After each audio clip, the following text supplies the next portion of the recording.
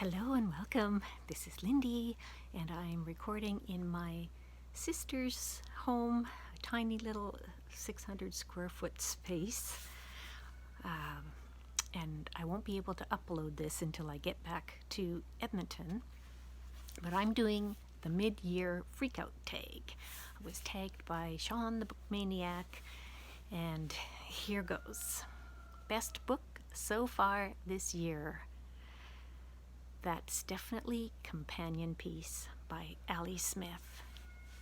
Love this book so much. It got me in all the feels, so smart, writing that just sings, just totally sings. Love it. Best sequel so far. I think that would be Heartstopper, Volume 4 by Alice Oseman. If you don't know this series, it's a very sweet series about a couple of gay boys in high school, and yet not too sweet. And yes, there's romance, and you know me, I don't really care for romance, but this series hits the perfect note. New release you haven't yet read but want to. Okay, so there's way too many in this category, but I'm just going to pick Scary Monsters by Michelle de Kretzer because it's one of the books that I brought along on this week-long trip, and I haven't yet got to it, but I plan to get to it very soon.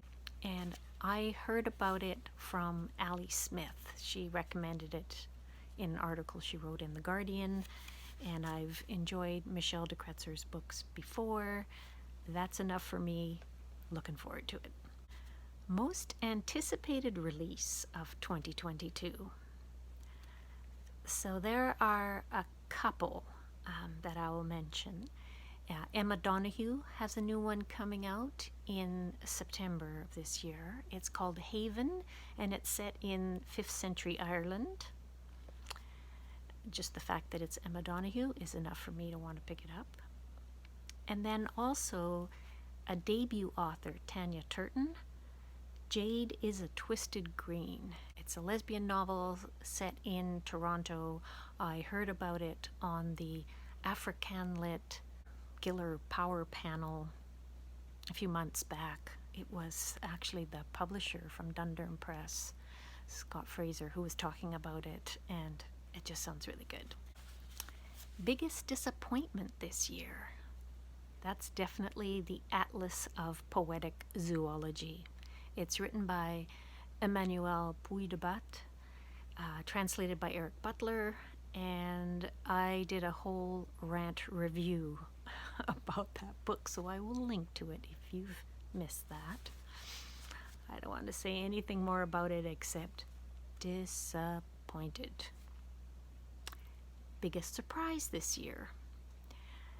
This is actually another disappointment, but I was surprised by how disappointed I was. It is a collection of short stories by Martha Batiz called No Stars in the Sky. I am on a Shadow Giller panel, shadowing books that are eligible for the Giller Prize this year. And one of my fellow shadow jurors, Penny, recently said that she will be bitterly disappointed if this one is not on the Giller long list in September. Well, that made me really excited to read it. I've only read a half dozen of the stories so far, and I've only liked one of them. They're all kind of meh. So because Penny is so excited about it, I thought that I would like it a lot better than I do, so that surprised me.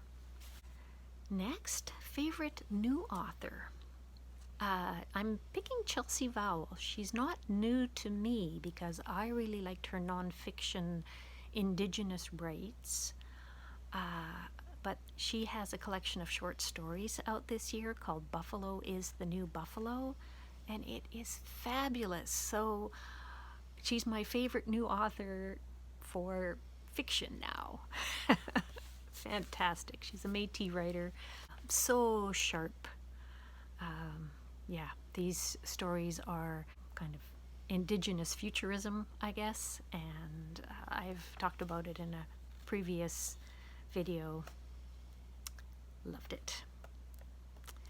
Next, the prompt is for newest fictional crush, and I don't think I've ever had a crush on a fictional character, so I'm just going to skip this one. The next one is newest favorite character, and a book that I recently read is one by Susan Juby called Mindful of Murder, and the central character, Helen, is a Buddhist butler, and I just love her to pieces. My most recent favorite character for sure. Next up, a book that made you cry. I thought of two for this. 10 Steps to Nanette, which is Hannah Gadsby's memoir, and also Run Towards the Danger by Sarah Polley. I cried so much. In the Hannah Gadsby memoir, it was the audiobook I was listening to, and it's read by Hannah Gadsby, so her emotion comes through on it. Even when she doesn't have a strong reaction, I could feel the injustice of what she went through. So, yeah, there were some tears. A book that made you happy. Well, I would say Companion Piece by Ali Smith for this, except I've already used it as my best book. So instead, I'm going to choose Humankind by Rutger Bregman.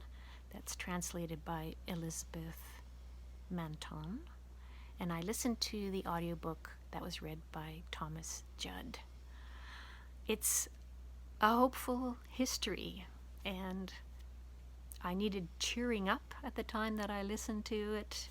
It worked, and I think back on it pretty often, so I can recommend that if you need something to make you happy. Humankind. The next prompt is the most beautiful book you've bought or received as a gift this year, and that would be a book about Christy Belcourt's art. She is a Métis artist, and this collection has got pieces written by Sherry Farrell-Rosette, Dylan Miner, and Nadia Kurd. Very striking artwork. Christy Belcourt actually did the cover on Chelsea Vowell's book as well, Buffalo is the New Buffalo. And the last prompt is, what do you need to read by the end of this year? So aside from my book clubs that I'm a member of, I couldn't think of any books that I need to read, but then I remembered, yes, being on the Shadow Giller, there are books that I would like to read for this project. So these are books that are eligible to be on the Giller long list. So I would have to say the ones that are the likeliest contenders that I haven't yet read, so I would need to read them so that I can put together my own long list before the official long list is announced, are these titles. Lisa Moore's This Is How We Love, Sheila Heti's Pure Color, Alexander MacLeod's collection of short stories called Animal Person. The last time he had a collection out was 2011, Light Lifting. It was so good, so I'm excited about Animal Person as well. And also Connor Kerr, Avenue of Champions. So those are all the ones I think I really need to get to, not just before the end of this year, but before September, actually. And that is it. Who should I tag? Roz? of scallydandling about the books. Have you done this one yet? Or how about Scott and Nell of Gunpowder Fiction and Plot? And maybe I will also tag Rebecca of Read Becca. Thanks for watching.